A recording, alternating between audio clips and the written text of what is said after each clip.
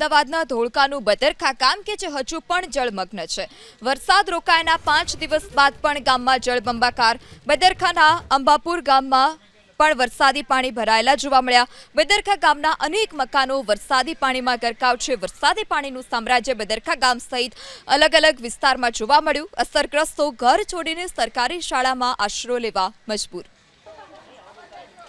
સરકારના વિકાસના વાયદાઓ છે। અમદાવાદ જિલ્લાનું આ બદરખા ગામ છે કે જ્યાં વિકાસ હાલમાં પાણી ઉપર તરી રહ્યો છે। આ રામાપીર મંદિરમાં સીધા દ્રશ્યો આપ જોઈ રહ્યા છો।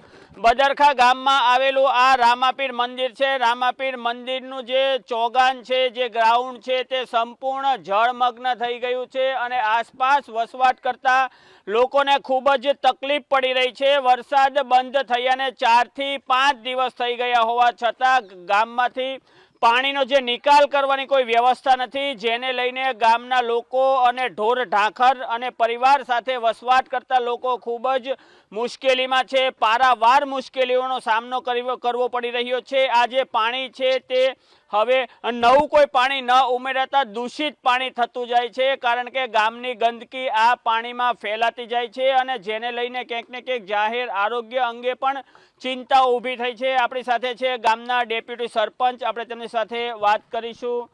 સરપંચજી, આપણે આ જે સમસ્યા છે ગામની, તે અંગે ક્યાં ક્યાં રજૂઆત કરી છે અને આ સમસ્યાને કારણે ગામમાં લોકોને શું શું તકલીફો પડે છે? આપણે તાલુકામાં કહેલું છે, જિલ્લામાં કહેલું છે, વહીવટી તંત્ર આવે છે, જોઈને જાય છે, પણ આનો કોઈ અમારી પંચાયત થ્રુ જે થતું હતું આગળ ગોડીને પાણી કાઢવાનું એ કામ હજુ ચાલુ જ છે, બરાબર। પણ ઉપરથી જે તાલુકામાંથી અને જિલ્લામાંથી આવે છે અધિકારીએ જોવે છે, બતાવીએ છીએ, જોઈને જતા રહ્યા છે, પણ ઉપરથી કોઈ આવતું પછી પાછું વળીને કોઈ આવતું નથી। અને આ પાણીમાં તમે જોઈ જ શકો છો પાણી કેટલું ગંદુ છે। અને અમારા છોકરા હજુ અહીંયા નહીં, આગળ બીજા છે, બીજા ફર્યા છે, બધામાં પાણી છે, પણ ઉપરથી કોઈ હજુ અહીં આગળ કોઈ જોવા આવ્યું નથી। આવીને જ્યાંથી પાણી આવે છે ત્યાંથી જોઈને જતા રહ્યા છે। અને પંચાયત થ્રુ જેટલું થતું હતું એટલું અમે કામગીરી કરી છે, પણ હવે અમે ઉપર જિલ્લામાં કહીએ છીએ કે તમારાથી બને એટલી મહેનત કરીને આ પાણીનો કોઈ નિકાલ લાવો। આપણી સાથે એક માલધારી આગેવાન છે, આપણે તેમની સાથે વાત કરીશું।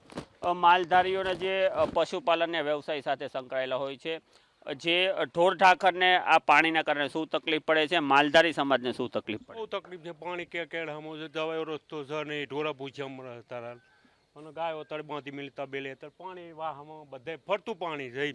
તકલીફનો પાર નહીં, ઠાકોરવા બારી વાર જવાનો કોઈ રસ્તો જ નહીં અત્યારે, પણ શું કરે તકલીફ બધાય નહીં છે। આમાં આપણે તો બધા શું કરી શકવાના છે? ઉપર જે ઓર્ડર આવે તો બધું થઈ શકે, નિકાલ આવી શકે, ના આવે કેમ કે બધાને તકલીફનો પાર નહીં। દવા આવવામાં બધાને પ્રોબ્લેમ, અમારે પ્રોબ્લેમ, પાણીમાં ત્યાં 6 દાડા થઈ ગયા પાણીમાં। જે માલ ઢોર માટે ચારો રાખ્યો હોય તે પીવાનું થઈ ગયું, પાણીમાં બધું જતું રહ્યું, એવું થઈ ગયું, તકલીફ બહુ છે।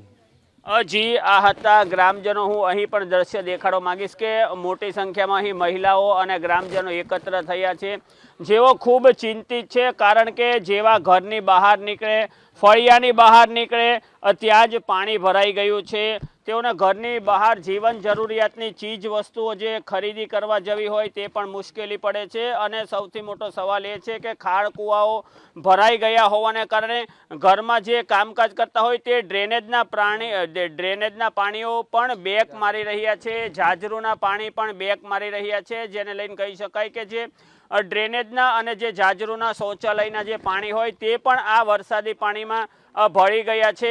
આમ કહી શકાય કે થોડા દિવસોમાં જો આ પાણીનો નિકાલ કરવામાં નહીં આવે તો ગામના જે જાહેર આરોગ્ય છે તેની પર એક મોટો ખતરો આવી શકે છે। કેમેરા પર્સન કૃણાલ ભાવસાર સાથે ચેતન બાંભણિયા, એબીપી અસ્મિતા, અમદાવાદ।